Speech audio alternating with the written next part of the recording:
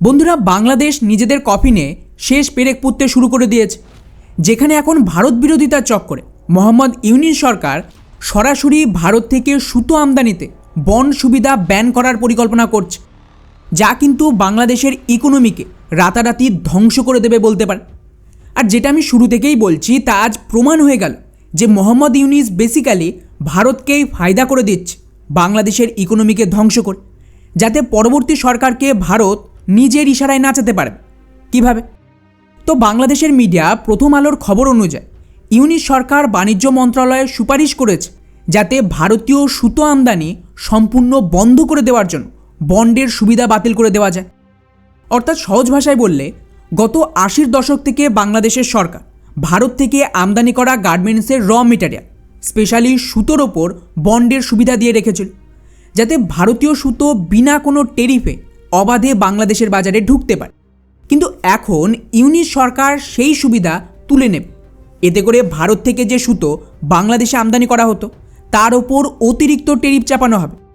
এর ফলে ভারতীয় সুতো বাংলাদেশে অনেক বেশি দামি হয়ে উঠবে, আর ওদের গার্মেন্টস ফ্যাক্টরিগুলো ভারতের সুতো ব্যবহার বন্ধ করে দেশীয় সুতো ব্যবহার করতে বাধ্য হবে। এখন ডেফিনেটলি এটা শুনে আপনারা বলবেন যে ভাই, তাহলে তো এটা ভারতের জন্য বিরাট বড় ধাক্কা, কারণ স্বাভাবিকভাবেই যদি বাংলাদেশে ভারতীয় সুতো আমদানি সম্পূর্ণ বন্ধ হয়ে যায়, তাহলে তাতে লস তো ভারতে, আর বাংলাদেশ নিজেদের সুতো ব্যবহার করে আত্মনির্ভর হয়ে উঠবে। এতে ওভারঅল ওদেরই লাভ হবে। ওয়েল, এমনটা নয়, বরং এখানে গল্পটা একদম উল্টো। এতে বাংলাদেশের লাভ হবে না, বরং উল্টে ওদের ইকোনমি ধসে পড়বে। আর এটা আমার ব্যক্তিগত বক্তব্য না, এটাকে নিয়ে বাংলাদেশের মিডিয়া কি বলছে সেটাই দেখুন। প্রথম আলোর খবর অনুযায়ী ইতিমধ্যে ভারতের সুতো আমদানিতে শুল্ক চাপানো নিয়ে বাংলাদেশের গার্মেন্টস ফ্যাক্টরির ব্যবসায়ীরা বিরোধ শুরু করে দিয়েছে। আর ওরাই বলছে যে এতে বাংলাদেশের গার্মেন্টস ইন্ডাস্ট্রি সম্পূর্ণ ধ্বংস হয়ে যাবে।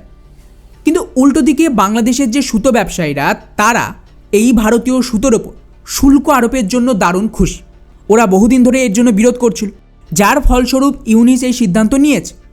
মুশকিল হচ্ছে বাংলাদেশের সুতো ব্যবসায়ীদের দাবি, যেহেতু বাংলাদেশের গার্মেন্টস ইন্ডাস্ট্রিতে প্রচুর সুতোর প্রয়োজন, যার দরুন বাধ্য হয়েই ওদের ভারত থেকে এই সুতো আমদানি করতে হয়। কিন্তু গত এক বছরে এই আমদানি পুরনো সমস্ত রেকর্ডকে ভেঙে দিয়ে 137% বেড়ে গেছে, যার ফলস্বরূপ বাংলাদেশের নিজস্ব সুতো আর বিক্রি হচ্ছে না। এবং খবর অনুযায়ী প্রায় 12,000 কোটি টাকার বাংলাদেশের দেশীয় সুতো অবিকৃত অবস্থায় পড়ে রয়েছে, কারণ ভারত থেকে আমদানি করা সুতো অনেক বেশি সস্তা, তাই কেউ কিন্তু দেশীয় সুতো কিনতে চাইছে না। ফলে ওরা চাইছে ভারতীয় সুতোর ওপর যাতে অতিরিক্ত শুল্ক চাপানো হোক।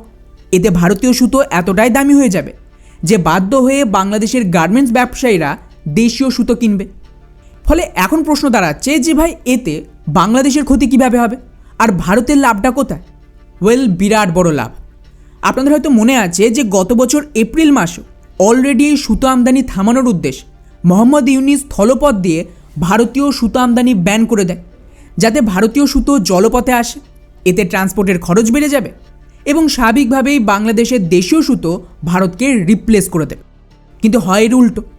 এর ফলে বাংলাদেশের নিজস্ব মিডিয়া রিপোর্ট করেছিল যে স্থলপথে এই সুতো আমদানি বন্ধের জন্য দেশটার ছোট আর মাঝারি যে সমস্ত ফ্যাক্টরি বা ব্যবসায়ী রয়েছে, তারা মারাত্মক ক্ষতির মুখে পড়ে। কেননা ভারত থেকে সস্তায় সুতো আসার জন্য ওরা সস্তায় পোশাক তৈরি করছিল, যা বিদেশে বিক্রি করে রমরমা বাজার চলছিল। এখন যেই স্থলপথে সুতো বন্ধ হয়ে যায়, ওদের পোশাক তৈরির খরচও বেড়ে যায়, যার ফলে ইতিমধ্যেই বাংলাদেশের পোশাক রপ্তানি কমতে শুরু করে দিয়েছে। ইন্টারেস্টিং ব্যাপার হলো, এরপরে বাংলাদেশের গার্মেন্টস ব্যবসায়ীরা কী করে, জলপথে ঘুরিয়ে ভারতের সুতোই আমদানি করছে, কিন্তু তাও নিজেদের সুতো কিনছেন। কারণ হিসেবে ওরা বলছে যে জলপথে ঘুরিয়ে আমদানি করলেও ভারতের সুতো এতটাই সস্তা যে $2.6 পাওয়া যায়, যেখানে বাংলাদেশের নিজস্ব সুতো এত সুবিধার পরেও $3 বিক্রি হয়। তাই আগের মতন প্রফিট না হলেও তা ওরা ভারতের সুতোই কিনছে। এবং এই জন্যই কিন্তু সুতো আমদানি 137% বেড়ে যায়, আর বাংলাদেশের ব্যবসায়ীরা বেশি বেশি করে ভারতের সুতো কিনে রেখেছে। এখন জাস্ট কল্পনা করুন যে এমন অবস্থায় যদি ভারতীয় সুতো, যেটা ইতিমধ্যেই জলপথে আসার কারণ কিছুটা দামি হয়েছে, তার উপর যদি শুল্ক চাপানো হয়, তার মানে এটা আরও দামি হবে। এবং এমন পরিস্থিতিতে কম সময়ের জন্য আমাদের সুতো রপ্তানি কিছুটা ধাক্কা পেলেও এই দামি সুতো দিয়ে পোশাক তৈরির ফলে বাংলাদেশের পোশাক শিল্পটাই পুরোপুরি ধসে পড়বে। কারণ আমেরিকা, ইউরোপ বাংলাদেশের পোশাক এই জন্যই কেনে যে এটা সবচেয়ে সস্তা। তো এই সুবিধাটা তো আর থাকলো না। এখন এর ফলে লাভ হবে ভারতে। যেমনটা আমি গত ভিডিওতেও আপনাদের জানিয়েছিলাম যে ইতিমধ্যেই ইউরোপ আর ব্রিটেনের পোশাক ব্র্যান্ডগুলো ভারতীয় ফ্যাক্টরি ভিজিট করেছে, যাতে অর্ডার বাংলাদেশ থেকে ভারতে শিপ করা যায়। কারণ ভারত ইউরোপের ফ্রি ট্রেড এগ্রিমেন্ট ভারতীয় পোশাক বাংলাদেশের চেয়ে সস্তা করে দেবে। ফলে এমন অবস্থায় ভারতের ডিমান্ড বাড়বে সুতোর জন্য। তাই বাংলাদেশে আমাদের সুতো বিক্রি না হলেও আমাদের দেশীয় কোম্পানি সেগুলো কিনে নেবে। কিন্তু উল্টো দিকে এখন যেহেতু ইউরোপের বাজারে ভারতের সস্তা পণ্য ঢুকবে, সেখানে কিন্তু বাংলাদেশের প্রয়োজন আরও সস্তার মাল তৈরি, যাতে ভারতের সাথে প্রতিযোগিতা করা সহজ হয়। কিন্তু এমন অবস্থায় ইউনিস কী করছে? ভারতীয় সুতোর ওপর আরও ট্যারিফ চাপিয়ে সেটাকে দামি করে তুলেছে। এতে বাংলাদেশের পোশাক আরও দামি হবে। আর বলতে পারেন যে ইউরোপের বাজার থেকে কিছু সময়ের মধ্যেই বাংলাদেশি পোশাক এক প্রকার গায়েব হতে শুরু করবে, আর ভারত তার জায়গা নিয়ে নেবে।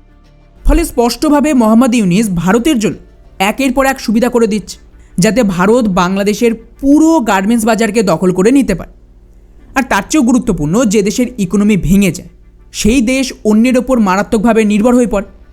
সেক্ষেত্রে বাংলাদেশের সরকার এলে তারা কিন্তু দেশ চালানোর জন্য ভারতের পায়েই পড়বে। এতে আমরাও আমাদের শর্ত অনুযায়ী বাংলাদেশকে এক্সপ্লয়েট করতে পারব। ফলে বন্ধুরা, খেলা এখানে দারুণ জমে উঠেছে।